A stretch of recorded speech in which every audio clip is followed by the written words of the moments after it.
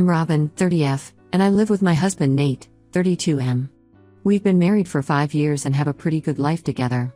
We both work in tech. I'm a project manager and Nate's a software developer. We bought our house 2 years ago and have been slowly renovating it. My younger brother Thomas, 26M, has always been close to us. Growing up, we were each other's best friends. Our parents worked long hours, so I often took care of Thomas after school. This created a strong bond between us that has lasted into adulthood. Thomas works as a high school teacher and loves his job, even though it doesn't pay much. About 2 years ago, Thomas started dating Deborah, 24F. They met at a local coffee shop where Deborah worked as a barista. Thomas was immediately smitten and would visit the coffee shop every day just to see her. After a few weeks, he finally asked her out. At first, everything seemed great. Deborah was friendly, outgoing, and seemed to fit right in with our family. She had a great sense of humor and could always make Thomas laugh. Nate and I were happy that Thomas had found someone he connected with. We often had double dates, and Deborah would join us for family dinners. As time went on, we started noticing some red flags with Deborah. She would often make snide comments about Thomas's career choices, pushing him to pursue a higher-paying job even though he was happy where he was. She'd say things like, "Don't you want to provide a better life for us?" Or "Teaching is fine for now, but you need a real career eventually." Deborah also had a habit of borrowing money from Thomas and never paying it back. It started small, $20 here, $50 there. But over time, the amounts got larger. Thomas would brush it off, saying she was just going through a tough time financially. About 6 months into their relationship, Thomas confided in me that Deborah had a gambling problem. He discovered it when he found multiple betting apps on her phone and saw large transactions on their shared bank statement. Deborah had tearfully confessed to him and promised to get help. Thomas asked me not to tell anyone else in the family, and I respected his wishes. I did express my concerns to Thomas, but he assured me that things were getting better. Over the next year and a half, Thomas and Deborah's relationship seemed to have ups and downs. There were times when everything appeared great, they'd talk about moving in together and even mention marriage. But there were also periods when Thomas seemed stressed and withdrawn. Whenever I asked, he'd say everything was fine, but I could tell something was off. Last month, Thomas called me in tears. He told me that Deborah had emptied their joint savings account, which had over $20,000 in it. This money was meant for a down payment on a house they were planning to buy. Thomas had been saving for years, even before meeting Deborah, and she had contributed very little to the account. Thomas was devastated. He explained that Deborah had relapsed into gambling and had been hiding it from him for months. She'd maxed out multiple credit cards in Thomas's name and had even pawned some of his belongings. When he confronted her, she broke down and admitted everything. This was the last straw for Thomas. He finally decided to end the relationship. He felt betrayed and angry, but also guilty for not seeing the signs earlier. I tried to console him, reminding him that Deborah's actions weren't his fault. Deborah didn't take the breakup well. She started showing up at Thomas's workplace, sending him hundreds of text messages, and even tried to contact our parents to get them to convince Thomas to take her back. She'd alternate between begging for forgiveness and lashing out with angry accusations. Thomas was stressed and didn't know what to do. Yesterday, I got a call from Deborah. She was crying and told me that she had nowhere to go. Apparently, she had been evicted from her apartment due to unpaid rent. She begged me to let her stay with Nate and me for a while until she could get back on her feet. I was torn. On one hand, I felt bad for Deborah. Despite her issues, I knew she was going through a tough time. We had shared some good moments over the past 2 years, and part of me still saw her as the fun, friendly girl who had made my brother so happy at the beginning. On the other hand, I didn't want to betray Thomas's trust or get involved in this messy situation. I also worried about the potential impact on my own household if we let Deborah stay with us. After talking it over with Nate, we decided not to let Deborah stay with us. We felt it would be disrespectful to Thomas and could potentially cause more problems. Nate pointed out that given Deborah's history, we couldn't trust her in our home. What if she stole from us or brought her gambling issues into our lives? When I called Deborah back to tell her our decision, she got angry. She accused me of taking Thomas's side and not caring about her well-being. She said things like, "I thought we were friends and I can't believe you'd let me be homeless." She threatened to tell everyone about how cruel we were being. I stood my ground and told Deborah that while I sympathized with her situation, it wasn't our responsibility to house her. I suggested some local shelters and resources she could look into for help. I also reminded her that her actions had consequences, and she needed to take responsibility for her choices. After the call, I felt drained. I texted Thomas to let him know about Deborah's call and our decision. He was grateful and said we'd made the right choice, but I could tell he was still conflicted about the whole situation. Now, Deborah has been posting on social media about how my family abandoned her in her time of need. She's painting herself as the victim, saying things like, "I made some mistakes, but I never thought the people I considered family would turn their backs on me." Some mutual friends have reached out, asking why we're being so heartless. They only know Deborah's side of the story and think we're being unnecessarily cruel. Even my parents called, wondering if we should reconsider and help Deborah out. They don't know about the gambling or the stolen money. Thomas hasn't told them the full story yet.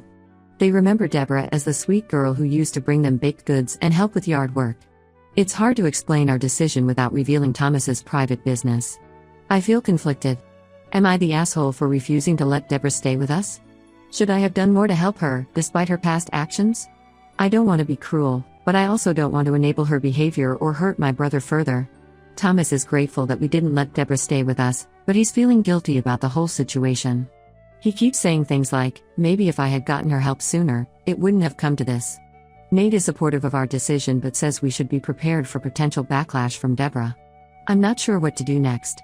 Part of me wants to explain the whole situation to everyone to clear our names, but I don't want to air Thomas and Deborah's dirty laundry. Another part of me thinks we should just ignore the drama and move on. But it's hard when people are constantly messaging us or making comments about the situation. This whole situation has me questioning whether I did the right thing. I'd appreciate any advice or perspectives on how to handle this moving forward. How do we support Thomas, deal with Deborah's accusations, and manage the opinions of friends and family who don't know the whole story? Update when it's been a couple of weeks since my last post, and things have taken an unexpected turn. I wanted to update you all on what's been happening. First, I want to thank everyone for their advice and support. It really helped me feel more confident in our decision not to let Deborah stay with us. Reading through the comments, I realized that many of you had dealt with similar situations, and it was comforting to know we weren't alone in this. A few days after my original post, Thomas came to visit us. He was still pretty shaken up about the whole situation with Deborah, but he had some news. Apparently, Deborah had reached out to him, claiming she was pregnant with his child. Thomas was freaking out, unsure of what to do. When Thomas told us about the pregnancy, I immediately felt skeptical. The timing seemed convenient, and given Deborah's past behavior, we weren't sure if we could trust her. We advised Thomas to request a paternity test before making any decisions or commitments. Thomas agreed but was still visibly stressed. He decided to stay with us for a few days to clear his head. During this time, we tried to support him as best we could, helping him research his options and offering emotional support. We looked into paternity testing procedures and tried to prepare Thomas for all possible outcomes. While Thomas was staying with us, we learned more about his relationship with Deborah. He opened up about the constant emotional manipulation he had endured. Deborah would often threaten self-harm if Thomas tried to confront her about her gambling or set boundaries. This made Thomas feel trapped and responsible for her well-being, which is why he stayed in the relationship for so long. About a week into Thomas's stay, things took another turn. Deborah showed up at our house unannounced. She was clearly upset and demanded to speak with Thomas. We were hesitant to let her in, but Thomas decided to talk to her outside. Nate and I watched from the window, ready to intervene if needed. From what Thomas told us later, Deborah admitted that she had lied about the pregnancy. She said she was desperate and thought it might bring Thomas back to her. She had even gone as far as to buy a positive pregnancy test online to show Thomas if he asked for proof. Thomas was furious and told her to leave him alone for good. After this incident, we thought things might finally calm down. But we were wrong. The next day, I received a call from my boss. Apparently, someone had sent an anonymous email to my workplace, accusing me of embezzlement and unethical behavior. The email claimed that I had been stealing company funds to support my brother's gambling addiction. I was shocked and confused. My boss assured me that they didn't believe the accusations, but they had to investigate due to company policy. It didn't take long for us to figure out that Deborah was behind this. She had escalated from social media posts to actively trying to sabotage my career. I was furious and scared. What if my company believed these lies? What if this affected my job? I've worked hard to build my career, and the thought of it being jeopardized by false accusations was terrifying. Nate suggested we file a police report for harassment, but I was hesitant. I didn't want to escalate things further, and part of me still felt sorry for Deborah, despite her actions. I kept thinking about the Deborah we first met, the one who made Thomas so happy and who had become a friend to us all. It was hard to reconcile that person with the one who was now trying to ruin our lives. Thomas felt terrible about the whole situation. He blamed himself for bringing Deborah into our lives and offered to talk to her, to try and get her to stop. We appreciated his offer but told him it wasn't his responsibility to fix this. We were worried that any contact with Deborah would just make things worse. As all of this was happening, our parents and some family friends were still pressuring us to help Deborah. They didn't know the full story and thought we were being cruel. It was frustrating trying to defend ourselves without revealing all of Thomas's personal business. Our parents kept saying things like, "She's going through a tough time, we should help her," not realizing the extent of what Deborah had done. Nate and I decided to consult with a lawyer to understand our options. The lawyer advised us to document everything and consider getting a restraining order if Deborah's behavior continued to escalate. She also suggested we might need to consider telling our family the full story to protect ourselves from further manipulation. Now, we're in a difficult position. Do we pursue legal action against Deborah? Do we tell our family and friends the whole truth to clear our names? How do we protect ourselves and our careers from her false accusations? Thomas is feeling guilty and wants to handle Deborah himself, but we're worried that any contact with her will just make things worse. He's been having trouble sleeping and is considering taking a leave of absence from work to deal with everything. Nate is angry and wants to take immediate action, while I'm still torn between protecting ourselves and not wanting to ruin Deborah's life completely. I never thought refusing to let someone stay with us would lead to all of this drama. I'm exhausted, stressed, and unsure of what to do next. The constant worry about what Deborah might do next is taking a toll on all of us. Nate and I have been arguing more, mostly because of the stress of the situation. Thomas is withdrawing into himself, and I'm worried about his mental health. We've also started to feel the impact on our social lives. Some friends have taken Deborah's side in the situation, believing her version of events. We've had to skip social gatherings to avoid confrontations. It feels like this situation is slowly isolating us from our support network. I'm struggling to focus at work, constantly worried about the ongoing investigation. Even though my boss has been supportive, I can feel the eyes of my co-workers on me, probably wondering if there's any truth to the accusations. Any advice on how to handle this situation would be greatly appreciated. How do we protect ourselves without escalating the situation further? How do we support Thomas through this while also taking care of our own mental health? And how do we deal with the social fallout from all of this? Update 2. It's been about a month since my last update, and I wanted to share some significant developments in our situation with Deborah. After much deliberation, we decided to take legal action.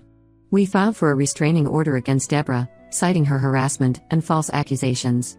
The court granted a temporary order, and we're waiting for a hearing for a permanent one. This decision wasn't easy, but after Deborah's attempt to sabotage my career, we felt it was necessary to protect ourselves. The process of filing for the restraining order was stressful. We had to compile all the evidence of Deborah's harassment, the excessive text messages, the social media posts, the false accusations sent to my workplace. Reliving all of this was emotionally draining for all of us, especially Thomas. Thomas was initially reluctant about the restraining order. He felt guilty, like he was punishing Deborah for her mental health issues. But after we showed him how her actions were affecting not just him, but our entire family, he agreed it was necessary. However, the real bombshell came a week after we filed the restraining order. Thomas received a call from Deborah's sister, Lisa. She had some shocking information to share. According to Lisa, Deborah had been struggling with severe mental health issues for years. She had been diagnosed with borderline personality disorder and had stopped taking her medication shortly before she started dating Thomas. Lisa had been trying to reach out to Deborah for months but had been ignored. Lisa also revealed that Deborah had a history of similar behavior with past relationships.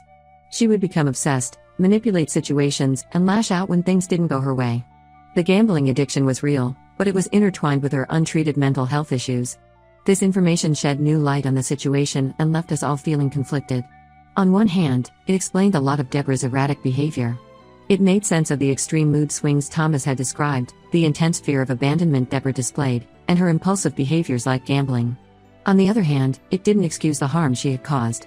The stolen money, the lies, the harassment, these were still very real consequences of her actions that had affected our lives significantly. Thomas was particularly shaken by this revelation. He felt guilty for not recognizing the signs and wondered if he could have done more to help Deborah. We reassured him that it wasn't his responsibility to diagnose or fix Deborah's issues. Mental health problems can be complex and difficult to identify, especially when someone is actively hiding them. Lisa asked if we would consider dropping the restraining order if Deborah agreed to seek treatment. She argued that legal action might further destabilize Deborah's mental state and make it harder for her to get the help she needs. We were torn. While we understood the complexity of the situation now, we also felt we needed to protect ourselves.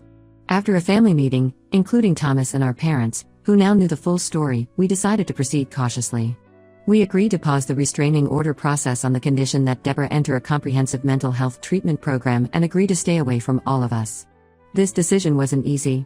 Our parents were relieved that we were considering a less adversarial approach, but they were also angry at Deborah for what she had put Thomas through. Nate was hesitant, worried that we were opening ourselves up to more manipulation. I was caught in the middle, trying to balance compassion with protecting our family. Lisa is working on convincing Deborah to accept these terms. In the meantime, we're all processing this new information and trying to figure out how to move forward. I'm still dealing with the aftermath of Deborah's false accusations at my workplace. While the investigation cleared me, there's still some tension and whispers among coworkers. Some people seem to think that there's no smoke without fire. My boss has been supportive, but I feel like I'm constantly having to prove myself. Nate has been incredibly supportive throughout all of this, attending meetings with HR and helping me document everything. Thomas is considering therapy to process everything that's happened. He's struggling with feelings of guilt and betrayal. He keeps questioning his judgment, wondering how he missed the signs of Deborah's mental health issues. We're doing our best to support him, reminding him that Deborah's actions weren't his fault. As for me, I'm feeling a mix of emotions. I'm relieved that we have an explanation for Deborah's behavior, but I'm also angry about all the stress and drama she's caused. Part of me wants to forgive and hope she gets the help she needs, while another part wants to maintain firm boundaries to protect my family. We're taking things day by day, hoping for the best but preparing for any potential setbacks. This situation has taught us a lot about mental health, boundaries, and the importance of open communication in families. The stress of the situation has taken a toll on all of us. Nate and I have been trying to support each other, but there are moments when the tension spills over into arguments. We're considering couples therapy to help us navigate this difficult time. Our social circle has been affected too. Some friends have been incredibly supportive, while others have distanced themselves from the drama. It's been eye-opening to see who stands by us during tough times. We're also dealing with the financial fallout. The legal fees for the restraining order process weren't cheap, and we're still trying to help Thomas recover from the money Deborah took. It's put a strain on our savings, but we're managing. For now, we're in a waiting period. We're waiting to see if Deborah will agree to treatment, waiting to see how Thomas continues to process everything, and waiting to see if life will ever feel normal again. I'll update again if there are any significant changes. Thank you all for your support and advice throughout this challenging time. It's been a difficult journey, but having this community to turn to has been incredibly helpful. Update 3. It's been 6 months since my last update, and I wanted to share how things have progressed with our situation involving Deborah. After our last update, Deborah agreed to enter a comprehensive mental health treatment program. Her sister, Lisa, has been keeping us informed about her progress. According to Lisa, Deborah has been sticking to her treatment plan, taking her medication regularly, and showing significant improvement. We decided to keep the restraining order in place for the first 3 months of Deborah's treatment, just to be safe. It was a difficult decision, but we felt it was necessary to protect ourselves while also giving Deborah space to focus on her recovery. After that period, and with positive reports from her doctors, we agreed to lift it on the condition that Deborah continue her treatment and maintain distance from our family. Thomas has been doing much better. He's been seeing a therapist to work through his feelings about the relationship and its aftermath. It's been a long process, but he's starting to regain his confidence and trust in his own judgment. He's also thrown himself into his work and picked up some new hobbies. He's taken up rock climbing and has been talking about training for a marathon. It's been great to see him healing and moving forward. As for me, things at work have finally settled down. The whispers and tension have dissipated, and I've even received a promotion. My boss said my professionalism during the whole ordeal impressed upper management. Nate has been my rock throughout this entire ordeal, and our relationship has only grown stronger. The couples therapy we started during the height of the crisis has given us new tools for communication and conflict resolution. We've had some long conversations as a family about boundaries, mental health, and how to support each other in difficult times. These discussions have brought us closer together and helped us develop better communication skills. Our parents have been incredibly supportive once they understood the full situation, and they've been making an effort to check in on all of us regularly. Deborah has written letters of apology to each of us, which were forwarded through Lisa. The letters seem sincere, acknowledging the harm she caused and expressing remorse for her actions. She took full responsibility for her behavior, explaining that while her mental health issues contributed to her actions, they didn't excuse them. While we appreciate the gesture, we've decided to maintain our distance. We wish her well in her recovery but feel it's best for everyone if we don't have direct contact. Our parents have been supportive of our decisions throughout this process. They've apologized for pressuring us to help Deborah before they knew the full story and have been making an effort to respect our boundaries. They've also been a great support for Thomas, often inviting him over for dinner or to watch sports together. Looking back, I still believe we made the right choice in not letting Deborah stay with us. While her mental health issues explain her behavior, they don't excuse it. We've learned the importance of setting firm boundaries, even when it's difficult, and the value of trusting our instincts. This experience has taught us a lot about empathy, forgiveness, and the complexity of mental health issues. We're more aware now of the signs of mental health struggles and the importance of seeking help early. It's also shown us the strength of our family bond and the importance of standing together during tough times. Moving forward, we're focusing on healing and strengthening our family bonds. We've started a tradition of monthly family game nights, which has been a great way to relax and reconnect. We're cautiously optimistic about the future but remain prepared for any potential challenges. Financially, we're still recovering from the legal fees and helping Thomas get back on his feet, but we're making progress. We've adjusted our budget and are slowly rebuilding our savings. As for our social circle, we've seen some changes. We've grown closer to the friends who stood by us during the difficult times, and we've learned to be okay with letting go of those who weren't supportive. Thank you all for your support and advice throughout this journey. It's been a difficult road, but we've come out stronger on the other side. While we hope to never go through something like this again, we feel better equipped to handle challenges as a family. If there's one thing we've learned, it's the importance of supporting each other and seeking help when needed.